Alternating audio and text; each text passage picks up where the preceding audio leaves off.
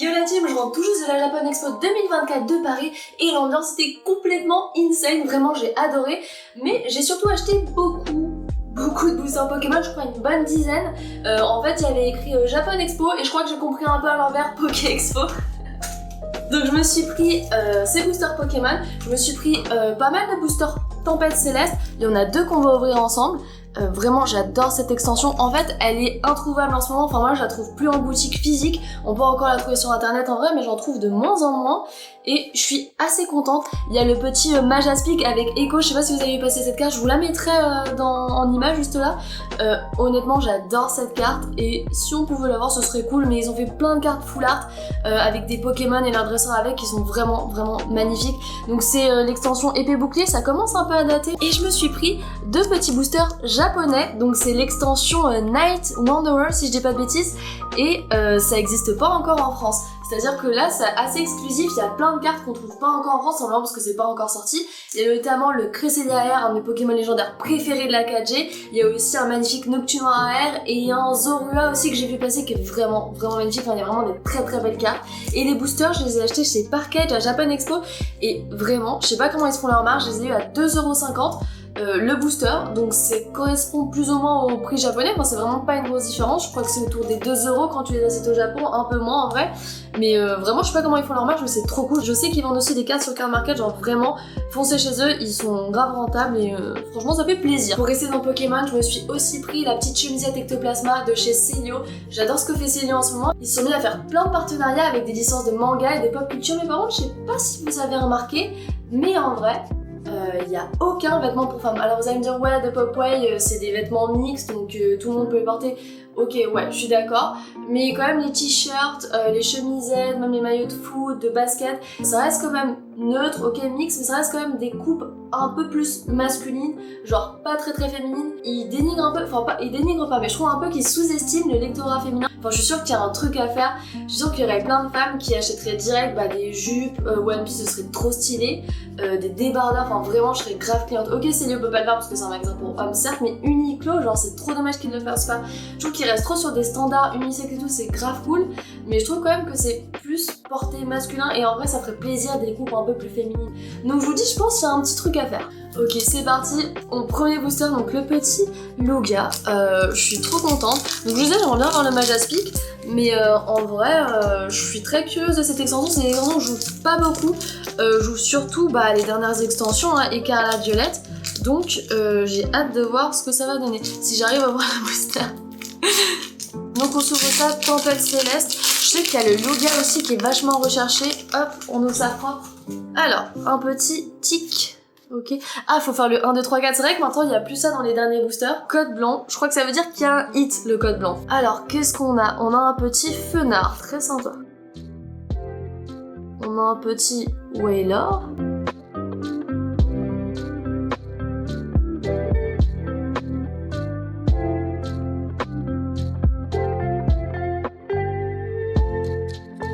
Une petite rare.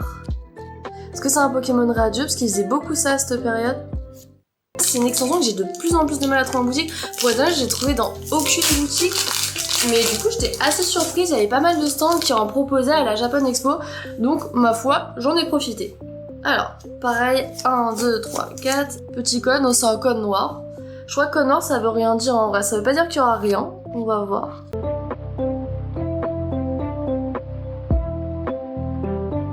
Feu forêt, ah les Pokémon de la 4G, ça va aller dans ma collection 4G, direct.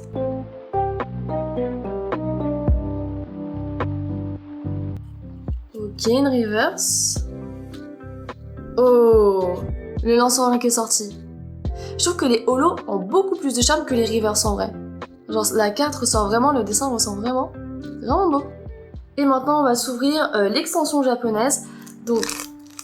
Hop là, je sais qu'il y a une ouverture facile dans les boosters coréens, je pense que c'est la même. Ouais, elle est juste là. Hop. Après, facile. Chaque fois, ça s'enlève jamais complètement. Je pense que je vais le faire à la classique en vrai. Le petit jeu japonais. Donc, il n'y a pas beaucoup de cartes, hein, ça va aller vite. Ok. Ah ouais, ça, c'est des cartes que j'ai encore jamais vues. Ok. Donc je crois qu'il y a eu aucune rare. Donc dans les boosters japonais, en fait, on peut ne pas avoir de rare. Donc on a eu Hypnoman en peu commun. Après les boosters en vrai ils sont à 2,50 donc faut pas s'étonner d'avoir de très gros hits. Mais quand même j'ai vu à la Japan Expo il y en a qui les vendaient à 6 voire 8 euros les boosters japonais. En vrai conseil, les achetez pas à 6-8 euros parce que pour ce qu'on peut avoir ça vaut pas forcément le coup. En fait vous pouvez clairement ouvrir un booster japonais et avoir rien du tout dedans. Par contre ce qui est rentable si vraiment vous voulez acheter du japonais et du coréen, ce que je fais pour les coréens c'est que j'achète une display complète parce qu'en fait il y a des quotas. Il y a des quotas et vous êtes sûr d'avoir dans ce quota un lot de rares et un lot de hits. Ok, petite évoli. Alors là, j'avoue, j'aimerais bien avoir une AR. Comme on n'a rien eu, ce serait cool. Ok, le petit Cradopo, pareil, ça c'est la 4G. Oh! What? Je reconnais pas du tout ce Pokémon. Dites-moi si vous le reconnaissez. Parfois ils font des légendaires, j'y comprends rien du tout. En vrai, je connais pas du tout ce Pokémon. Ça doit être un des nouveaux légendaires, quelque chose comme ça. En plus c'est grand japonais, non vraiment je le reconnais pas. Mais très belle la carte, très très belle. Donc voilà les 3 gros hits qu'on a eu. Bon écoutez, le Pokémon légendaire je pense, inconnu en batteur, vous me direz dans les commentaires si vous connaissez qui c'est. Le Lanceoria par contre je vous ai dit les holos c'est vraiment ce que je préfère parce que maintenant en fait les reverse t'en as quasiment dans, t'en as un par booster en fait. Les holos je trouve que ça a vachement plus de charme mais franchement je préfère. Bah écoutez la Japan Expo c'était grave cool, je trouve que Pokémon est vachement représenté. En fait tout est représenté à la Japan Expo et c'est devenu assez cool. Par contre j'aimerais bien voir ce que ça donne une convention dédiée au TCG. Je sais qu'il y a le TCG Gala maintenant qui existe et il y a aussi David Lafarge qui va faire en novembre une convention dédiée au TCG. Alors pas que Pokémon, il y aura Yu-Gi-Oh, il y aura Lorcana, Magic, enfin tous les TCG. Je vous mettrai le nom pour ceux que ça intéresse, soit dans la vidéo, soit en barre d'infos épinglée. Donc voilà, j'ai hâte de voir ce que ça va donner, je pense que ce sera dans les prochaines conventions que je ferai du TCG. Et sur ce, je vous dis à très vite la team pour une prochaine vidéo. Tchuss! 29 and I find myself wondering what did happen to the last 10. I ran away with my life, fast forward, never turn back again. It's kind of funny that the more we pass time, the more we need to set them rewind. And 19 was the year I had to leave you, but now I'm seeing all